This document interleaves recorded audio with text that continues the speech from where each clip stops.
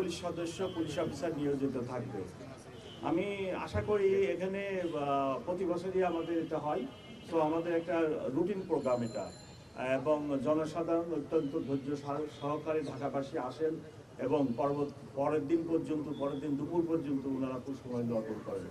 আমি আশা করি যে কোনো সমস্যা হবে না, এবং নিরাপত্তা ব্যবস্থা শুধু শহীদ মিনার কেন্দ্রিক হয় না, আমাদের নিরাপত্তা ব্যবস্থা পুরো ঢাকা শহর নিয়ে, এবং পুরো ঢাকা শহরকে আমরা সিকিউর রাখার জন্য সকল সময় চেষ্টা করি। এখনও সেই চেষ্টা করে যাব, আপনাদের সহযোগিতা একান্ত কাজ।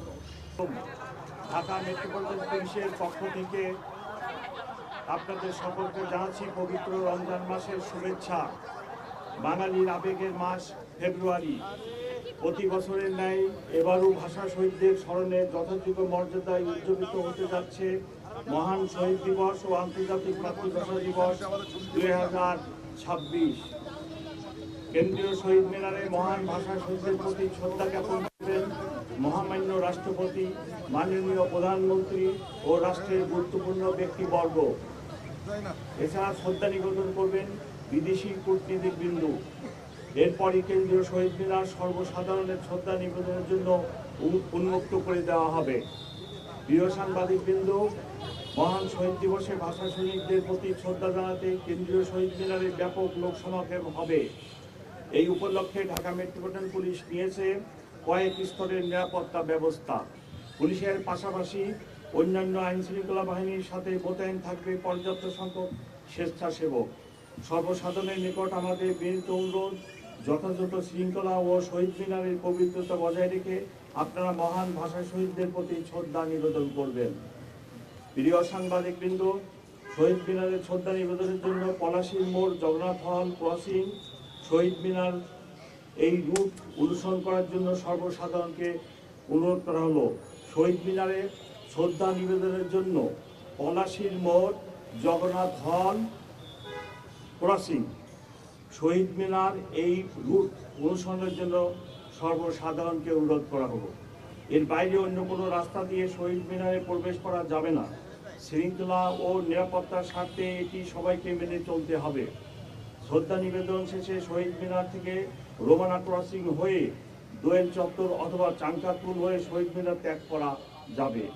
মহামান্য রাষ্ট্রপতি, মাননীয় প্রধানমন্ত্রী ও রাষ্ট্রের গুরুত্বপূর্ণ ব্যক্তিবর্গের শ্রদ্ধা নিবেদন রাত আনুমানিক 12:40 দিকে শহীদ মিনার সর্বসাধারণের জন্য উন্মুক্ত করে দেওয়া হবে।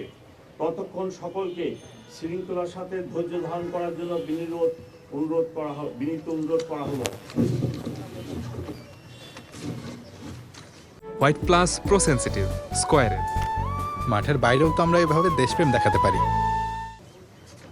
প্রিয় সাংবাদিকবৃন্দ, কয়েকদিন পূর্বেই অনুষ্ঠিত হয়ে গেল ত্রয়োদশ জাতীয় সংসদ নির্বাচন।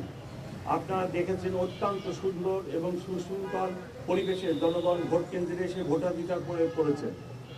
কোথাও কোনো নিরাপত্তা সংখ্যা ছিল না। অমর 21-এর অনুষ্ঠানেও কোনো নিরাপত্তা সংখ্যা নেই। তথাপি আমাদের নিয়মিত মোতায়েনের পাশাপাশি সোয়াট, dog squad, bomb disposal team, crime scene unit সার্বক্ষণিক প্রস্তুত থাকবে। এছাড়া গোয়েন্দা নজরদারি সহ সাইবার মনিটরিংও জোরদার করা হবে। প্রিয় সাংবাদিকবৃন্দ, আপনাদের মাধ্যমে সম্মানিত নগরবাসীর নিকট আমার অনুরোধ, শহীদ মিনারে কেউ কোনো ধরনের ধারালো বস্তু বা দাহ্য পদার্থ বা বিস্ফোরক দ্রব্য নিয়ে আসার চেষ্টা করবেন না। সবাই নির্দিষ্ট রুট অনুসরণ করে শহীদ মিনারে প্রবেশ করবেন এবং নির্দিষ্ট রুট অনুসরণ করে প্রস্থান করবেন। আপনার শ্রদ্ধা নিবেদন শেষ হলে অন্যকে সুযোগ দিন এবং শৃঙ্খলা বজায় রাখুন।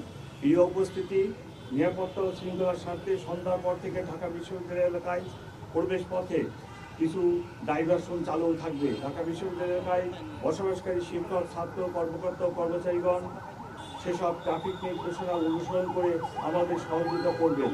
আপনাদের সকলকে আন্তরিক ধন্যবাদ ও